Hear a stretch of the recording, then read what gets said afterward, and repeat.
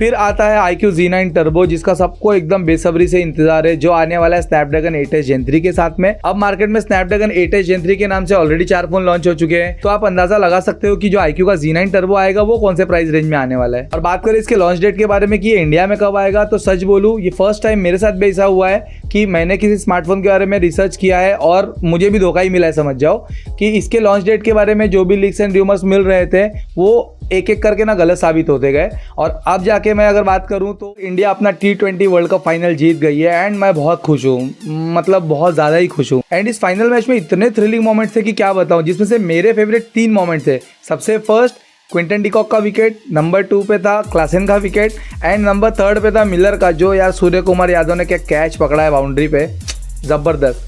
आपका इसमें सबसे फेवरेट मोमेंट कौन सा है कमेंट सेक्शन में जरूर बताना। और अब चलते हैं हमारी वीडियो की तरफ। तो मैं पहले आपको ये बता देता हूँ कि अपने मतलब के हिसाब से इस वीडियो को भगा के मत देखना, सिर्फ ये जानने के लिए कि iQOO Z9 टर्बो का लॉन्च डेट कब है, वो सब बताने वाला हूँ एंड में मैं। बट उससे पहले ये समझ लो कि ये वीडियो आपको लाइफ टाइम हेल्प करेगी, क्योंकि इस वीडियो में मैं बात करने वाला हूँ कि कंपनी किस तरह से डिसाइड करती है अपने न्यू स्मार्टफोन लॉन्चेस को एंड उसकी प्राइसिंग किस बेस पे डिसाइड करती है, और उसी के साथ आपकी पर्सनैलिटी और नीड को कौन सा स्मार्टफोन सूट करेगा वो भी हम बात करेंगे इस वीडियो में। एंड आगे बढ़ने से पहले मैं एक और इंपॉर्टेंट बात बोलना चाहूंगा, जो ऑलरेडी मैं पास में अपने 1-2 वीडियोस में बोल चुका हूं कि कोई भी स्मार्टफोन अच्छा या बुरा नहीं होता, बस उसकी प्राइसिंग डिसाइड करती है उसकी वैल्यू फॉर मनी एंड उससे ही हम स्मार्टफोन को जज करते हैं। फॉर एग्जांपल Xiaomi 14CV के बारे में मैंने बहुत सारी बातें की जो शायद कुछ लोगों को सही लगी, कुछ लोगों को नहीं लगी। अब Xiaomi 14CV नो डाउट एक बेस्ट कैमरा स्मार्टफोन है, बट जो प्राइस पे वो लॉन्च हुआ है वो मेरे हिसाब से ना जस्टिफाई नहीं करता है, मतलब वो स्लाइटली ओवर प्राइस्ड है। एंड एक और रीजन था कि मैंने उस फोन को थोड़ा क्रिटिसाइज किया, वो ये था कि जितना इन्होंने हाइप क्रिएट किया हुआ था उतना वो प्रोवाइड नहीं कर पाए। और इन सबके बीच एक और बात आती है कि कोई भी इंसान अगर कोई स्मार्टफोन बाय करता है तो ये डिपेंड करता है कि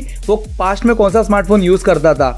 अगर वो किसी लोअर वेरिएंट से हायर वेरिएंट में अपग्रेड कर रहा है तो डेफिनेटली उसको वो फोन जबरदस्ती लगने वाला है, बट अगर कोई हायर वेरिएंट से लोअर वेरिएंट पे आएगा तो उसको डिफरेंस फील होगा। फॉर एग्जांपल अगर कोई Redmi का Note 13 या Note 13 Pro या फिर Note 13 Pro Plus यूज कर रहा है और अगर उसने Xiaomi 14CV में अपग्रेड किया तो डेफिनेटली वो फोन उसको बेस्ट लगने वाला है। बट अगर कोई हायर वेरिएंट से अगर Xiaomi 14CV पे शिफ्ट करता है तो उसे डेफिनेटली कैमरा के अलावा शायद बाकी चीजें इतनी पसंद ना आए। क्या Xiaomi की कभी और बात करेंगे, चलते हैं हमारे मेन टॉपिक की तरफ कि what are the upcoming iQOO smartphone launches. So before moving ahead मैं ये बता देता हूँ कि यहाँ पे हम बाकी सारे स्पेक्स की बात नहीं करेंगे, जैसे कि बैटरी हो गया या चार्जिंग स्पीड हो गया या डिस्प्ले वगैरह हो गया। ये तो ऑलमोस्ट आप प्राइस के हिसाब से जज कर सकते हो कि इसमें ये कंपनी कौन सा डिस्प्ले लगा के दे सकती है, कितने mAh की बैटरी हो सकती है और कितने वॉट का फास्ट चार्जिंग हो सकता है। बस जनरल अंडरस्टैंडिंग के लिए इतना बता देता हूँ कि iQOO के फोन्स में 5000 या उसके ऊपर की बैटरी मिलने वाली है। मतलब फोन अगर बिलो 20,000 है तो उसमें डेफिनेटली आपको 5000 mAh की बैटरी मिलेगी। चार्जिंग बहुत डिफर कर सकता है। अगर iQOO Neo 9 की सीरीज है तो उसमें 5160 mAh की बैटरी मिलेगी आपको,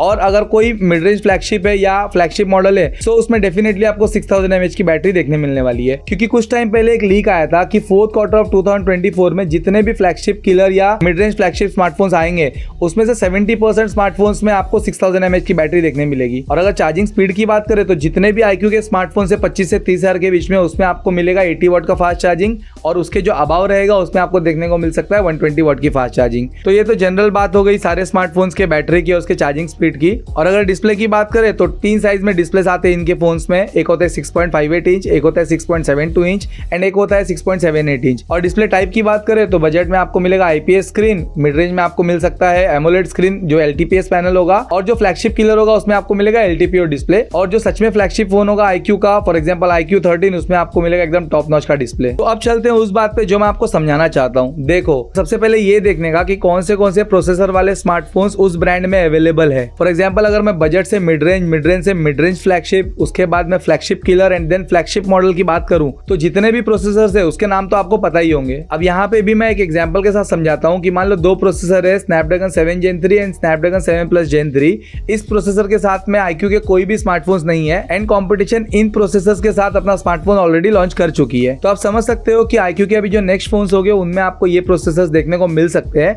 बट क्वेश्चन ये है कि वो कौन सा मॉडल होगा। तो यहाँ पे हम उसी की बात करेंगे थोड़ी देर में। एंड एक बार जब प्रोसेसर डिसाइड हो जाए तो उसके बाद से आप उसका रेंज भी समझ सकते हो कि ये स्मार्टफोन कौन से रेंज में लॉन्च हो सकता है, मतलब कौन से प्राइस रेंज में। अब यहाँ पे दो कंडीशंस होते हैं। सबसे पहले कि या तो उस प्राइस पे उस प्रोसेसर के साथ में कोई स्मार्टफोन ही अवेलेबल ना हो, तो वो तो सीधा सीधा एकदम क्लियर कट दिखता है कि इस प्राइस में लॉन्च कर देंगे। बट अगर उस प्राइस में ऑलरेडी एक एग्जिस्टिंग स्मार्टफोन है उस ब्रांड का, तो वो उसके साथ दो चीज करेंगे, या तो उसका प्राइस ड्रॉप करके उसको सेल कर देंगे, या तो फिर उस मॉडल को डिसकंटिन्यू कर देंगे। और यहीं पे मैं आपको दो स्मार्टफोन के एग्जांपल दे सकता हूँ। सबसे पहले OnePlus का Nord 3, जिसका एकदम प्राइस ड्रॉप कर दिए वो लोग ने ताकि उसके सारे यूनिट्स खत्म हो जाए उनके पास, और उसका जो प्राइस रेंज था वहां पे वो लोग OnePlus Nord 4 को ला सके, मतलब 35,000 के आसपास। और सेकंड स्मार्टफोन है iQOO Neo 6, उसका उन्होंने थोड़ा प्राइस ड्रॉप किया स्टार्ट में एंड बाद में उसको सीधे डिसकंटिन्यू कर दिए, सो दैट वो लोग अपना iQOO Neo 7 and iQOO Neo 7 Pro को उस प्राइस में ला सके। तो अब बात करते हैं iQOO के कौन से स्मार्टफोन्स आने वाले हैं। तो सबसे पहले आने वाला है iQOO का Z9 Lite, जो कि Vivo T3 Lite का एक रीब्रांडेड वर्जन रहेगा। सारे के सारे स्पेक्स सेम रहेंगे, बस 500 का डिफरेंस रहेगा। मतलब जो प्राइस में Vivo का T3 लॉन्च हुआ है उससे 500 रुपया कम रहेगा। और आगे मैं ये भी बताऊंगा कि Vivo के फोन कब लेने चाहिए और iQOO के फोन कब लेने चाहिए, क्योंकि दोनों में प्राइस डिफरेंस होता है।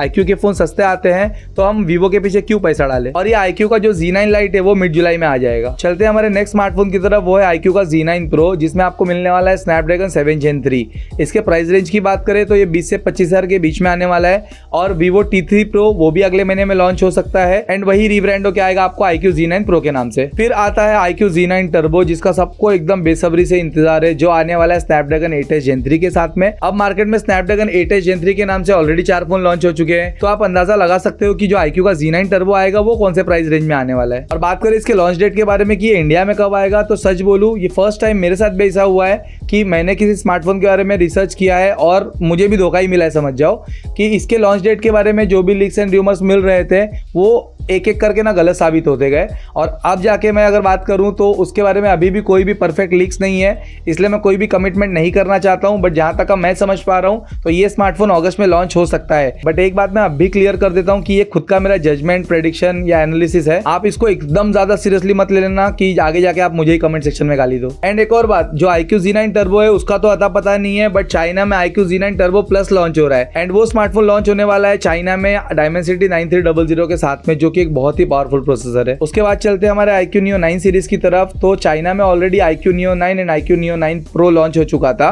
और जो चाइना का iQOO Neo 9 था वो इंडिया में iQOO Neo 9 Pro के नाम से आया, यानी कि वहां का जो लोअर वेरिएंट का प्रोसेसर था यहाँ पे उसको प्रो मॉडल के नाम से लॉन्च कर दिए। मतलब इंडिया में अभी भी iQOO Neo 9 के नाम से एक जगह खाली है जो आगे स्मार्टफोन लॉन्च हो सकता है। एंड एक और प्रोसेसर है that is Snapdragon 7 Plus Gen 3, जो iQOO के किसी भी स्मार्टफोन में नहीं है। तो आप समझ सकते हो कि iQOO Neo 9 आ सकता है Snapdragon 7 Plus Gen 3 के साथ में।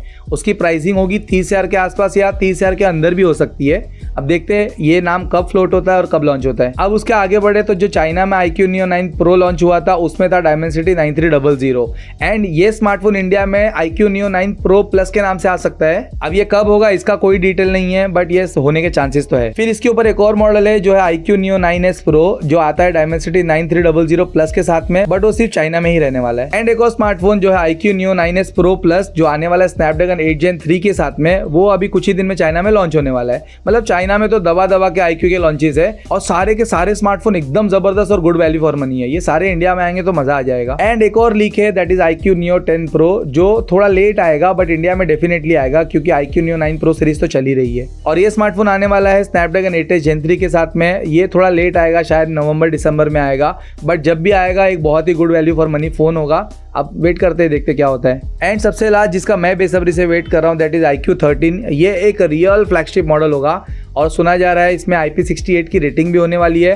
और Snapdragon 8 Gen 4 के साथ में आने वाला है। आप समझ सकते हो कि क्या तबाही मचाने वाला है फोन। बाकी इसके कैमरा स्पेक्स भी टॉप नॉच होंगे, डिस्प्ले भी टॉप नॉच होगा और फोन तो जबरदस्त रहता ही है। एंड एक सबसे इंपॉर्टेंट बात कि अगर आप कंफ्यूज हो कि कौन सा फोन लेना चाहिए, तो आप मेरी मानो तो आप रुक जाओ, क्योंकि जुलाई में जबरदस्त लॉन्चेस है, अगस्त में उससे भी जबरदस्त लॉन्चेस है, और आगे जो बिग बिलियन डे का सेल आने वाला है फ्लिपकार्ट का और अमेजन का ग्रेट इंडियन फेस्टिवल सेल है, उसमें तो समझ जाओ सोने पे सुहागा है। आपको ऐसी डील मिलेगी कि आपका बहुत फायदा हो जाएगा। तो मेरी मान तो उसका वेट कर लो। बट अगर फिर भी आपको बहुत अर्जेंट है कोई फोन लेने का 30 से 40 हज़ार के बीच में, तो आप iQOO का Neo 9 Pro या तो OnePlus का 12R डेफिनेटली ले सकते हो।